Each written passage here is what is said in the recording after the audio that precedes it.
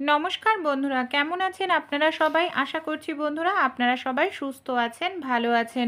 হাঁটু যন্ত্রণা, কোমর যন্ত্রণা আমাদের কম বেশি প্রত্যেকেরই দেখা যায়। কারণ খাওয়া দাওয়ার অনিয়মের কারণ, পুষ্টির অভাবের কারণ, এমনকি বয়স্কদের তো হয়ই। এই বাতের ব্যথা, হাঁটু যন্ত্রণায় অনেক সময় উঠতে বসতে আমাদের খুবই কষ্ট করতে হয়, যার জন্য আমরা পেন কিলার খেয়ে থাকি, যেটা স্বাস্থ্যের জন্য ক্ষতিকর। তাই ঘরোয়া উপায়ে কিন্তু আমরা হাঁটু যন্ত্রণা, কোমর যন্ত্রণা, এমনকি বাতের ব্যথার সমস্যাকেও দূর করে ফেলতে পারি।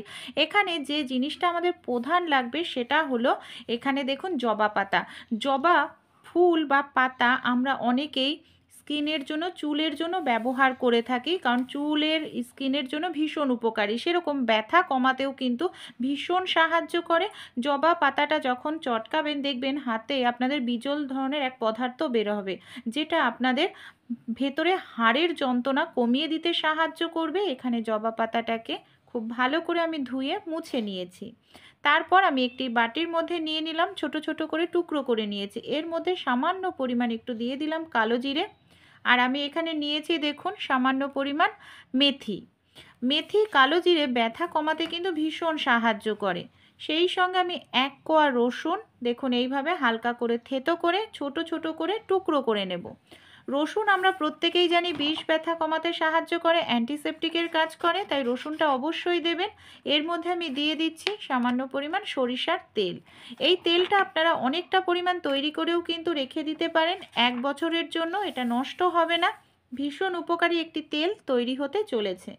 গ্যাসের ফ্লেমটাকে মিডিয়ামে রেখে আপনারা এটাকে ভালো করে একটু ফুটিয়ে নিন। দেখুন এটাকে আপনারা কিছু সময় ফোটালেই এই যে পাতাগুলো আছে না, জবা ফুলের পাতাগুলো একেবারে নরম হয়ে যাবে। আর যত উপকরণ দিয়েছি তার যে উপকারিতা গুণ, পুষ্টি গুণ, সেটা কিন্তু তেলের মধ্যে খুব ভালোভাবেই চলে আসবে। আর ধীরে ধীরে তেলের কালারটাও চেঞ্জ হয়ে যাবে। এখানে আপনারা খুব ভালো করে ফুটিয়ে নেবেন। তারপর এটাকে কিন্তু হালকা উষ্ণ গরম অবস্থাতেই আমাদের ইউজ করতে হবে। কিভাবে ইউজ করব অবশ্যই আপনাদের বলবো। এখানে আমি নিয়ে নিয়েছি দেখুন একটি পাত্র, পাত্রের মধ্যে সামান্য পরিমাণ আমি নিয়ে নিচ্ছি চুন। আর আমি নিয়ে নেব সামান্য পরিমাণ হলুদ। চুন আর হলুদটাকে আমাদের এইভাবে খুব ভালো করে কিন্তু মিশিয়ে নিতে হবে। খুব ভালো করে আপনারা এইভাবে চুন আর হলুদটাকে মিশিয়ে নিন। এরকম মতো একটি পেস্ট আমাদের তৈরি করে নিতে হবে। গ্যারান্টি দিয়ে বলতে পারি আপনাদের যাদের বাতের ব্যথা, জয়েন্টের ব্যথা, এমনকি পড়ে গিয়েও ব্যথা পান, সেই ব্যথাও কিন্তু কমতে সাহায্য করবে এটাকে যদি স্টেপ বাই স্টেপ অ্যাপ্লাই করেন। প্রথমে যেটা করতে হবে, এখানে আমি গ্যাসটা অন করে নিয়েছি, একটি ইট নিয়ে নিয়েছি। ইট, পাথর বা আপনারা চাইলে এখানে তাওয়াও নিতে পারেন। কিন্তু ইটটা যদি আমরা হালকা একটু গরম করি অনেকক্ষণ পর্যন্ত কিন্তু গরম থাকবে, সহজে কিন্তু ঠান্ডা হবে না।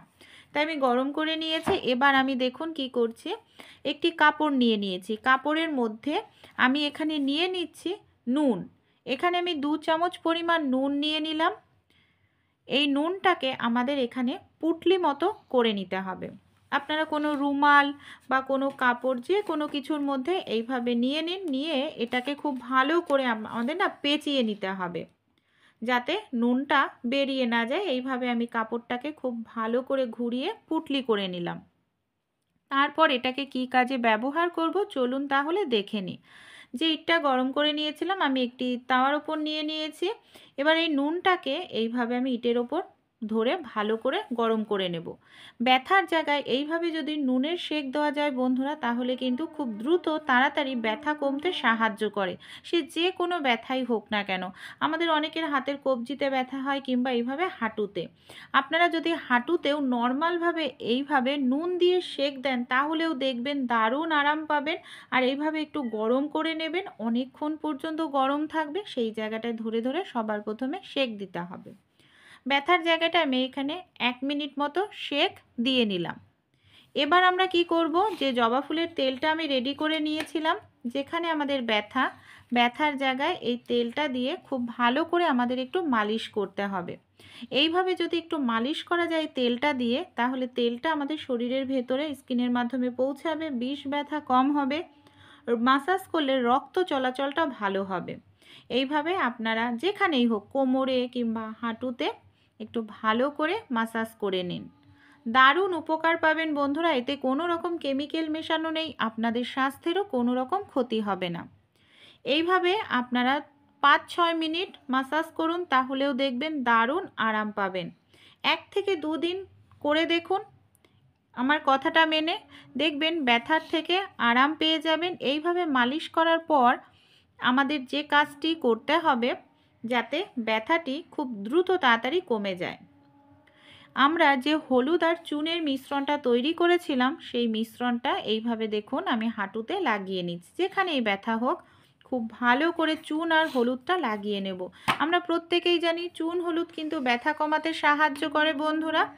এইভাবে আপনারা মোটা করে একটি লেয়ার দিয়ে দিন, সে কোমরে হোক কিংবা হাঁটুতে হোক, যেখানেই হোক এইভাবে লেয়ারটি দিতে হবে। তারপর জায়গাটা যাতে একটু গরম থাকে আর ব্যথাটা যাতে খুব দ্রুত আমাদের কমতে সাহায্য করে, এর জন্য কি করব, একটি কাপড় নিয়ে নেব। কাপড় দিয়ে আমি এইভাবে হাঁটুটা ঢেকে নেব যাতে জায়গাটা গরম থাকে, এমনকি ব্যথা আমাদের দ্রুত তাড়াতাড়ি কমে যায়। এবার কি করব বন্ধুরা, দেখুন এটাকে কিন্তু 1 থেকে 2 ঘন্টা আপনারা অবশ্যই রাখবেন, তা না হলে কিন্তু কাজ হবে না। আমি এইভাবে বেঁধে দিচ্ছি, এমনকি 2 ঘন্টার জন্য আমি এটাকে এইভাবে রেখে দেব। দেখুন আমি এখানে 1 ঘন্টা রেখেছি। 1 ঘন্টা পরে আমি এই কাপড়টা খুলে নিচ্ছি বন্ধুরা। দেখতে পাচ্ছেন অনেকটা টেনেও গেছে। এবার আমরা কি করব, নর্মাল জল দিয়ে কিন্তু এই জায়গাটা ধোবেন না, কারণ নর্মাল জল ঠান্ডা হয়, ধুতেই যদি হয় আপনাদের অবশ্যই হালকা উষ্ণ গরম জল করে নেবেন।